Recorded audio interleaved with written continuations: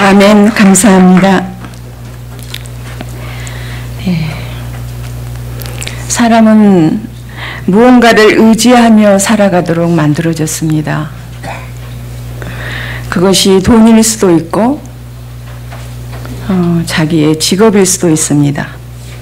또는 어떤 자신의 재능이나 어떤 육체적인 힘, 주위에 또는 가족들, 또 지위가 있고 권력이 있는 사람이라든가 이런 것들을 의지하게 됩니다. 또 이 시대에 많은 사람들은 반려동물을 의지해서 살아가는 사람들도 있습니다.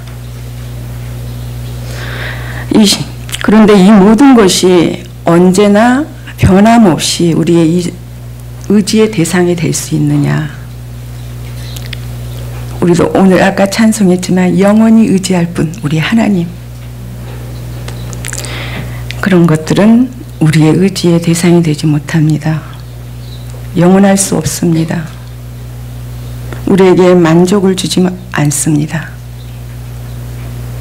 뭔가 만족을 얻기 위해서, 어떤 물질을 얻기 위해서 우상을 또는 여러 가지 의지하는 것들이 있고, 내 마음에 어떤 평안을 얻기 위해서 의지하는 경우가 있지만은 우리의 영원한 의지의 대상은 여호와 하나님이십니다.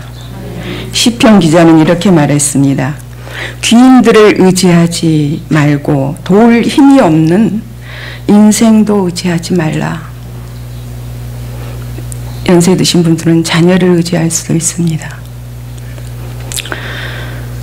그의 호흡이 끊어지면은 흙으로 돌아가서 그날에 그의 생각이 소멸하리로다. 야곱의 하나님을 자기의 도움으로 삼는 자는 그 하나님을 자기의 소망으로 두는 자는 복이 있도다. 이렇게 말씀했습니다. 오늘 이 예레미야 17장 본문 말씀을 통해서 저주받는 사람 또는 복을 받는 사람에 대해서 한번 상고해 보고자 합니다. 하나님의 저주받은 유다 백성들의 왜 그들은 저주를 받았는지, 그들의 죄는 무엇인지. 유다 백성들은 율법 대신 죄를 그 마음판에 새겼습니다. 유다 백성들은 어려서부터 율법을 외우게 해서 마음판에 새기도록 하는데, 그 정결해야 할 또 제단 성전의 뿔에도 그들은 죄를 새겼습니다.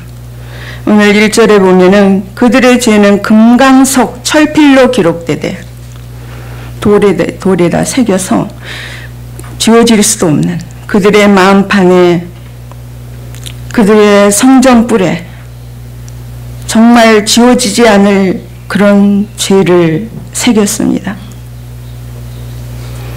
금속으로 된 판 위에 깊숙이 새겨졌기 때문에 지울 수도 없는, 이들은 우상을 의지하여 그들의 지은 죄가 너무도 커서 그들의 마음판에, 하나님의 말씀을 새겨야 할 그들의 마음판에 정말 백성들이 지을 수 없는 죄를 새겼다고 지금 말씀하고 있습니다. 뿐만 아니라 하나님을 예배해야 할 그 거룩한 제단에도 그들은 죄를 새겼습니다.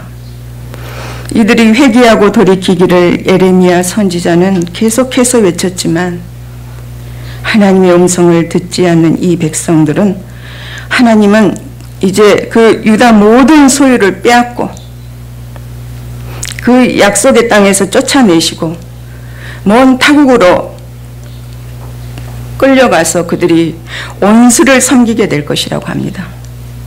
그 죄가 얼마나 깊은지를 말씀합니다. 어리석은 이들은 아세라 신을 섬기면서 풍성한 수확을 얻기를 위해서, 많은 자녀들을 생산하기 위해서 그들의 욕심 때문에 우상을 섬겼지만 그 결과는 도리어 더 나은 것, 더 많은 것을 얻으려다가 그들의 가진 모든 것을 잃게 됩니다. 2절에서 4절의 말씀을 보면 그들의 죄는 하나님을 버리고 우상을 섬긴 죄, 사람을 의지한 죄입니다. 하나님께서 그들에게 주신 기업에서 그들의 손을 떼시겠다고 합니다. 하나님께서 그 가나안 땅, 축복의 땅, 약속의 땅을 그들에게 기업으로 주셨습니다. 그들은 하나님의 은혜에 감사하지 못하고 하나님의 말씀에 순종하지 않고 하나님의 음성을 듣지도 않고 우상을 섬기고 헛된 것을 쫓아가던 그들은 이제 하나님께서 그들을 노하시고 그들에게서 손을 떼시겠다. 하나님의 맹렬한 노를 일으켰을 뿐만 아니라 하나님을 노하게 하는 이들, 하나님의 능력의 손을 떼시면은 우리는 고통뿐입니다. 하나님께서 말씀합니다. 이제 너희는 사람을 의지하고 헛된 무능력한 우상을 의지했던 유다는 메마른 사막에 심겨진 떨기나무처럼 저주를 받을 것이라. 정말 무서운 경고입니다. 하나님을 의지하지 않고 사람을 의지했던 그들은 저주를 받게 되고 사람이 살지 않는 사막에 물이 없어 살 수 없지요. 초목도 다 말라버리는 그곳에, 떨기나무만 있는 그곳에 고독하게 버려질 것이라고 경고하고 있습니다. 황량한 사막에서 좋은 일을 보지 못할 것이다. 하나님의 보호가 떠났기 때문에, 하나님의 손을 뗐기 때문에 그곳에서 고통을 당할 것이라고 말합니다. 하나님의 백성은 하나님의 능력의 손에, 하나님의 보호 아래 살아갈 수밖에 없습니다. 이렇게 육신과 사람을 의지한, 우상을 숭배한 그들의 결과는 황폐한 땅, 사람이 살지 않는 땅에서 살 것이라고 말하고 있습니다. 우리가 계속 예레미야 묵상해 오지만 14장에 보면은 그 땅은 사람이 먹을 물이 없어서, 오직하면 귀인들은 먹을 물이 있어요. 왕이나 귀인들은. 그런데 귀인들도 먹을 물이 없을 뿐만 아니라 풀도 자라지 않고 곡식을 수확할 수가 없는, 짐승도 새끼를 낳아도 먹을 것이 없어 버려지는 그러한 황량한 사막과 같은, 물이 없어 농사를 지어도 갈라지는 그런 땅을 말하고 있습니다. 하나님을 의지하지 않고 하나님을 떠난 백성들의 비참한 삶을 말씀합니다. 왜 이렇게 죄로 인한 무서운 하나님의 심판, 하나님께서 손을 떼신다고? 그들은 하나님의 말씀을 듣지 않았기 때문에. 하나님의 말씀은 생명입니다. 하나님의 말씀을 듣고 읽고 지키는 자가 복이 있다고 했는데, 그 하나님의 말씀을 듣지 않고 헛된 우상을 섬기고 사람을 의지하고 권력을 의지하고 살았던 그들, 우리의 삶은 이렇게 황폐한 사막의 떨기나무같이 좋은 일이 오는 것을 보지 못하고 정말 광야, 황무지와 같은 곳에서 사는 것 같다면은 우리는 속히 은혜의 하나님, 축복의 하나님, 생명의 근원 되신, 생수의 근원 되신 하나님만을 의지하고 그분만을 소망하며 하나님만을 바라보고 간절히 찾고 구하며 주님만을 의지하며 살아야겠습니다. 이렇게 우상을 섬기며 육신으로 사람의 힘을 의지하고 마음이 여호와에게서, 하나님은 잊어버렸어요. 하나님에게서 떠난 자는 저주를 받을 것이다. 그들은 우상을 섬기고 사람을 의지하고 주변의 동맹 국가들을 의지했고 권력을 가진 자들을 의지한 그들, 거짓 선지자들의 말을 기울이고 그 거짓 선지자를 의지한 그들의 죄는 이렇게 무서운 심판으로 임합니다. 하나님은 축복하기를 기뻐하시지만은 하나님의 말씀을 듣지 않고 우상을 섬기며 하나님을 의지하지 않고 불순종하는 자에게는 저주를 허락하십니다. 사실은 하나님께서 저주를 내리신 것이 아니라 자신이 자초해서 인간이 자초한 것입니다. 우리가 우상을 섬길 때는 우리를 사랑하시기 때문에 하나님께서 우리에게 저주를 받지 않도록 하시기 위해서 경고하시는 것입니다. 하나님께서 저주를 하시려고 하는 것이 아니라 하나님의 명령을 따라 순종하며 살아가지 않을 때는 결국 그 삶 자체가 저주가 임하기 때문에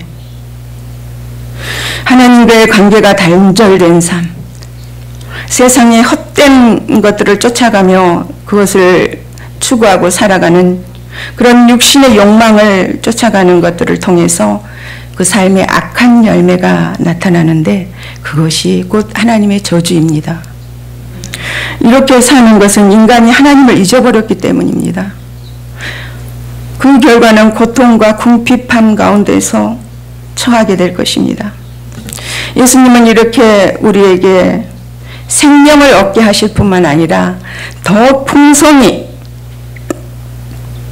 얻도록 우리를 위해 목숨을 내주셨습니다.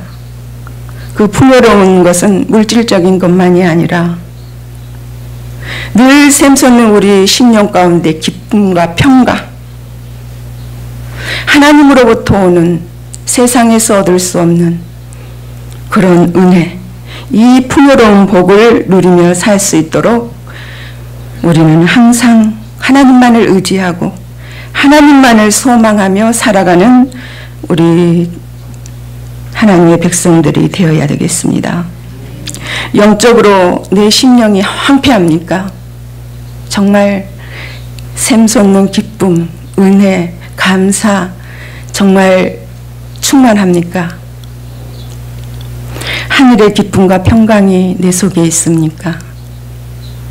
하나님을 찾고 구하십시오. 간절히 하나님을 예배드리고 지금 하나님 앞에 이 자리에 있지만 내 심령에 감격도 없고 냉랭한 정말 사막과 같은 심령이라면은 우리는 심각한 나의 영적 상태를 파악하고 내가 무엇을 쫓고 살아가고 있는지 한번 진단해 보아야 됩니다. 이 자리에 하나님께 감사로 기쁨으로 넘쳐서 하나님을 예배하는지, 이와 같이 저주는 하나님의 백성을 하나님의 백성 되게 하기 위함입니다. 또는 하나님을 의지하지 않고 살아가는데 그 생활이 풍요롭고 형통한 것도 그 풍요로움과 형통함도 더욱 큰 저주가 되기 때문입니다. 하나님을 의지하지 않고 얻어진 것, 하나님의 손을 떼시고 저주와 진노를 통해 전적인 여호와 하나님만을 의지하게 하시기 위해서 우리는 우리를 돌아보고 나는 오직 하나님만을 의지하는지 아니면 하나님보다 더 의지하는 것이 없는지 이 시간도 우리의 심령을, 우리의 영적 상태를 돌아보고 회개하면서 새롭게 되어야 되겠습니다. 두 번째는 여호와 하나님을 의지하는 자. 하나님께서 지금 말씀했습니다. 하나님을 떠난 자는 이렇게 저주를 받을 것이라고 말씀하면서 그러나 하나님 기회를 주십니다. 그러나 하나님 이렇게 경고하시고 하나님은 저주하시기 위하여서가 아닙니다. 그들이 하나님을 떠났고 멸망의 길을 걸어가고 있기 때문에 그들이 돌아오기를 애타게 하나님은 원하시고 이렇게 너희가 우상을 섬기고 나를 의지하지 않는다면 이렇게 될 것이다. 그러나 하나님의 기회입니다. 하나님을 믿고 의지하는 사람은 물가에 심은 나무처럼 물과 양분을 공급받으며 가뭄에도 잎이 푸르고 항상 열매를 맺는 복을 주신다고 합니다. 7절부터 8절. 그는 물가에 심겨진 나무가 그 뿌리가 강변에 뻗치고 더위가 올지라도 두려워하지 아니하며 그 잎이 청청하며 가무는 해에도 걱정이 없고 결실이 그치지 아니함 같으리라. 이런 축복을 그런데 하나님께서는 이렇게 또 여호와를 의지하며 여호와를 의지하는 그 사람은 복을 받을 것이라고 하시면서 또 그 다음 절에 보면은 이렇게 말씀합니다.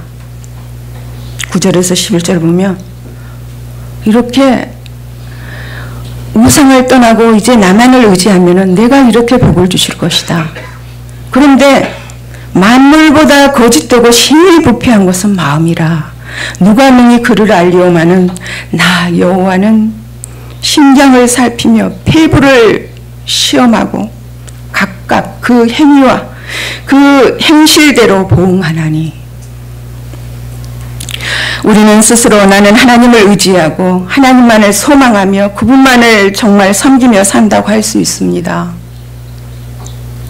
그런데 지금 하나님께서 왜 이 말씀을 주실까? 하나님은 각 사람의 마음을 살펴보시고 누구를 의지하는지 감찰하신 후에 그들의 행실에 합당한 보상을 해 주시겠다는 것입니다. 나는 철저히 정말 하나님만을 의지하는지 전심으로 오직 하나님으로 만족합니다. 하나님만을 의지하는지. 열 길 물속은 알아도 한 길 사람 속을 모른다는 이런 말이 있습니다. 그러나 전능하신 우리 하나님은 우리의 심장을 살피시고 우리의 폐부를 시험하시며 각각 그들의 행한 대로 그들의 행실을 따라 보응해 주신다고 하십니다. 그 말씀이 우리의 심령에 와닿아야겠습니다. 내 마음이 얼마나 부패한지. 만물보다 거짓되고 심히 부패한 것이 사람의 마음인데 그 마음을 감찰하시는 하나님, 어느 누가 하나님 앞에서 완전하다 할 자 없습니다. 우리로 이 시간 하나님 앞에 회개하고 엎드려 하나님 앞에 예배드리지 내 의로워서 내가 하나님 앞에 완전할 자 없습니다. 지금도 우리를 살피시는 하나님, 나는 과연 하나님만을 의지하는지, 내 욕심을 따라 육체적인 세상 것들을 더 의지하지 않는지 깊이 돌아봐야 되겠습니다.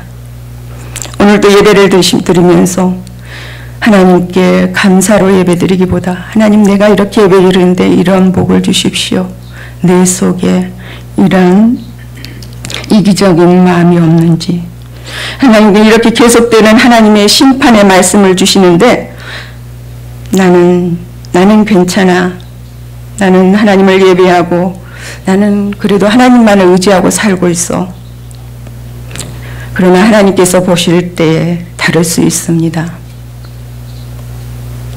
우리의 폐부까지 감찰하시는 하나님, 사람의 마음을 다 아시기 때문에 그 행한 대로 보응하시겠다는 하나님은 11절에 보면은 불의로 치부하는 자는 자고새가 낳지 아니하는 알을 품은 같아서 그 중년에 그것이 떠나겠고 마침내 어리석은 자가 되리라. 하나님을 의지하지 않고 세상의 불의한 것을 쫓아가고 그것을 축적한 그 재물은 자고새는 남의 알도 품어서 그 부화시켜서 알을 낳게 합니다. 새가 되게 합니다. 그러나 그 새는 새가 되어서 자기 어미가 아닌 줄 알고 떠나버립니다. 결국은 이 새가 떠나버리는 것처럼 이러한 세상에 불의하게 축적한 재물은 오래가지 않을 것이라는 말씀입니다. 세상의 욕심을 따라 내가 아무리 거둬들여도 그것은 이렇게 헛되게 없어질 것이라. 하나님 앞에 합당하지 않게 얻은 모든 것은 오래가지 않습니다. 하나님은 우리의 마음에 나 외에 다른 것에 마음을 빼앗기지 말라. 오직 하나님의 말씀에 순종하고 모든 것의 복의 근원이 되신 여호와 하나님만을 의지하라. 그리하면 모든 것을 풍족히 누리는 복을 주시겠다고 하십니다. 우리는 하나님만을 의지하고 하나님의 주시는 축복을 받아 누리고 하나님께 영광 돌리는 삶을 살아야 합니다. 창조의 하나님, 구원의 하나님, 인간을 만드시고 하나님께서는 창세기 1장에 복을 주셨습니다. 생육하고 번성하여 땅에 충만하라. 땅을 정복하라.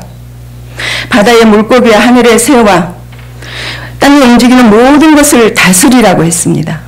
우리는 이러한 축복을 받은 하나님의 백성들입니다. 이렇게 모든 것을 우리에게 축복하여 주신 하나님, 복의 근원이 되시고 우리의 주인이 되신 하나님만을 의지하고 그 하나님의 뜻대로 순종하며 사는 자에게는 약속하신 이와 같은 복을 주시는 하나님이십니다. 오늘 우리는 만왕의 왕이시고 우리의 주인이신 하나님을 의지하며 나의 욕심을 따라 세상 헛된 우상을 쫓아 사람을 의지하느냐, 하나님을 의지하느냐. 예레미야 선지자는 말씀을 통해서 하나님을 의지하고 하나님을 믿고 하나님만을 섬기며 그 뜻에 순종하라고 계속 선포하고 있습니다. 인간의 죄성은 진리의 말씀에 귀를 기울이기보다 세상 거짓 것에 귀를 기울이기 쉽습니다. 그릇된 것을 또 쫓아 따라가기도 즐겨하고 있습니다. 하나님의 진노와 심판을 자초하려고 인간은 계속 헛된 것을 쫓아갑니다. 이 한 달이 넘게 계속 에레미야서를 큐티하고 묵상하면서 죄 없다 할 사람이 한 사람도 없다. 오직 그리스도의 구속의 은혜로 의롭다함을 우리가 받았지만은 끊임없이 우리의 눈으로 보는 것이 죄고 마음으로 생각하는 것이 부패해서 정말 우리의 행하는 모든 것이 죄에 노출되어 있습니다. 이 당시 유대 백성들도 하나님의 말씀을 듣지 않았으므로 오히려 하나님의 말씀을 선포하는 그 모든 죄의 길에서 돌이켜라고 선포하는 예레미야 선지자를 죽일 음모까지 꾸미고 있는 이 백성들이었습니다. 거룩하신 하나님께서 보실 때 우리는 죄투성입니다. 성령님께서 우리를 밝히 말씀으로 조명해 주시며 우리는 말할 수 없는 죄인입니다. 지금도 하나님을 예배하고 있지만 진정으로 하나님께 예배자로 내가 드리고 있는지, 내 속에 우상은 없는지, 우리는 내가 우상이 될 수도 있습니다. 모든 것이 내 중심, 내 뜻대로 되기를 원한다면 자기 중심적인 이기적인 것이 우상입니다. 하나님의 뜻이라면 내 생각도 나의 계획도 다 내려놓을 수 있어야 됩니다. 돈이 우상입니까? 하나님보다 돈을 더 의지한다면 우상이 될 것입니다. 결국 그 돈을 쫓아간다면 그 물질로 인하여 고통을 당하게 된다고 하십니다. 우리에게 축복으로 선물로 주신 자녀도 하나님의 소유입니다. 온전히 하나님께 맡기고 하나님의 말씀대로 하나님의 백성으로 자라도록 하나님께 맡겨야 합니다. 무엇보다도 우리의 교만한 마음, 거짓되고 심히 부패한 마음이라고 오늘 말하고 있는데 우리의 마음은 어떤지, 이 교만함은 우리를 세상의 욕망에 끌려 끊임없이 우리의 인생을 죄 가운데로 끌고 갑니다. 계속 높아지려는 마음, 더 가지려는 마음, 더 우리의 마음이 어떤지, 우리는 하나님 앞에 거룩한 주의 형상을 입혀주시기를 회개하고 간구하면서 하나님만을 의지하는 복된 주의 백성이 되어야 되겠습니다. 이렇게 하나님의 백성은 날마다 말씀대로 살기를, 전능하신 하나님만을 의지하며 살기를 분투하고 정말 싸우고 영적으로 싸우지 아니하면 우리는 세상 죄로부터, 내 욕망으로부터 우리는 넘어질 수밖에 없습니다. 하나님의 이 무서운 이 심판, 이 저주가 우리의 삶에 임하지 않도록 우리는 날마다 내 영적인 상태와 내 삶에 어디를 향하여 살고 있는지 돌아봐야겠습니다. 오늘 7절, 그러나 무릇 여호와를 의지하며 여호와를 의리하는 사람은 그 복을 받을 것이다. 하나님께서 보실 때 복을 받을 사람은 전심으로 하나님만을 찾고 하나님만을 소망하고 그분만을 바라고 하나님의 말씀대로 사는 자입니다. 우리의 모든 것 되신 하나님은 오늘도 우리를 사랑하시고 복 주시기를 원하시는 하나님은 우리를 온전히 돌아서기를 원하십니다. 정말 나는 온전히 하나님만 의지하고 모든 걸 그분께 맡기고 살고 있는지. 복받은 자의 삶을 이렇게 말합니다. 이런 복을 주시겠다고 합니다. 그는 물가에 심겨진 나무가 그 뿌리를 강불 뻗치고 말씀이 깊이 뿌리 내려 있기 때문에 늘 사막이 아닌 강변, 물이 흘러넘치는,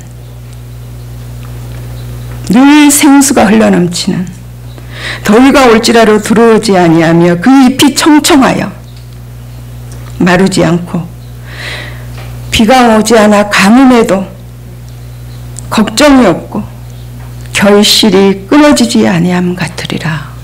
이런 축복을 주시겠다는 것입니다. 하나님의 말씀이 충만한 삶, 그 말씀에 순종하며 하나님만을 의지하고 그분만을 소망하며 살아가는 자, 이런 복을 누릴 것입니다. 우리의 인생을 살아가면서 가뭄이 올지라도 하나님은 당신을 의지하는 자에게는 피할 길을 주시고 인생의 나무에 열매가 맺히도록 도와주십니다. 하나님은 생수의 근원이십니다. 인간은 생명의 근원 되신 하나님만을 바라보고 그 전능하신 하나님을 의지하고 살아가야 됩니다. 창세기 2장에 보면은 하나님이 흙으로 사람을 지으시고 생기를 그 코에 불어넣으셨는데 하나님은 생기의 근원이십니다. 우리가 지금 하나님을 경배하고 예배하는 이 시간을 통해서도 하나님 우리에게 생기, 성령을 말합니다. 성령을 우리에게 불어넣어 주십니다. 우리를 그래서 회복시키시고 우리를 성령으로 충만케 하십니다. 우리가 성령으로 충만해야지만이 하나님의 말씀대로 살 수 있습니다. 그 하나님만을 의지하고 살 수 있습니다. 생명의 근원 되신, 생기의 근원 되신 축복의 하나님. 여러분, 여호와 하나님을 의지하고 그분만을 소망하며 살기를 소원하십시오. 어떠한 어려운 상황에도 주님은 피할 길을 우리에게 주시고 은혜로 복된 삶을 살도록 인도해 주십니다. 요셉의 무성한 가지, 샘 곁에 무성한 가지가 담을 넘는 축복을 받는 것처럼 어떤 어려움이 와도 그 뿌리가 튼튼해서 두려워하지 아니하고 그 잎이 늘 청청하여 가뭄이 와도 걱정이 없고 정말 놀라운 열매가 그치지 않는 복을 받는, 그래서 담을 넘어 많은 사람들에게 영향력 있는 그런 삶, 복을 나눠주는 그런 삶을 살기를 축복합니다. 정말 하나님만을 의지하십니까? 우리 함께 우리의 심령을, 우리의 삶을 돌아보면서 다 함께 합심하여 기도하겠습니다.